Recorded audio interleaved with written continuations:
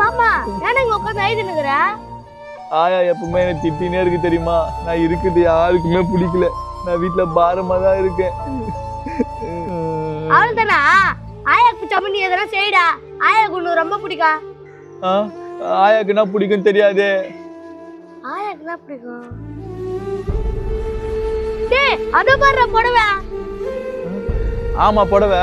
அதுக்குண்ணா? டேய் முதல்ல ஆயாக்கு தாத்தா எடுத்து கொடுத்த புடவைடாது. நாடி சொல்ற? அத சாயம் பட்டுச்சுன்னு ஆயா ரொம்ப ஃபீல் பண்ணி நிக்குது. சாயம் பட்டுச்சா? அந்த புடவை மட்டும் சாயம் போற மாதிரி தோச்சு குடுத்துட்டா ஆயா மேல ரொம்ப பாசமா இருக்கும். அவ்வளவுதானா? நான் எப்படி துவைக்கிறது மட்டும் பாரு.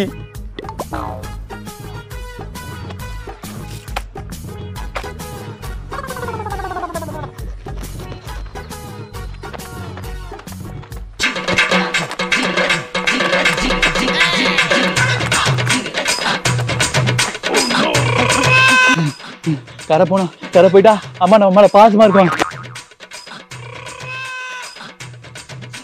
கரை பயங்கரமா துவைக்குது. கரை போயிடுமா?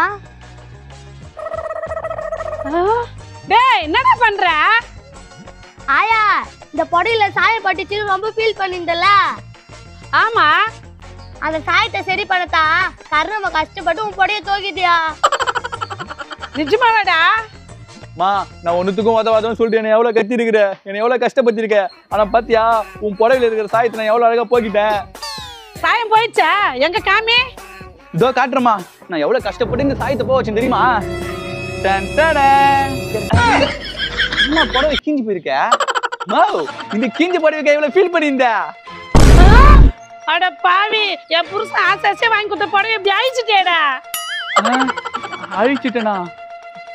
டேய் சாயம் பட்டிருந்தா கூட அது புடவை பார்த்து சந்தோஷப்பட்டிருந்தா. அட ஒரு அடியா கீஸ்ட் இல்ல உண்ட. ஐயோ ஐயோ அம்மா.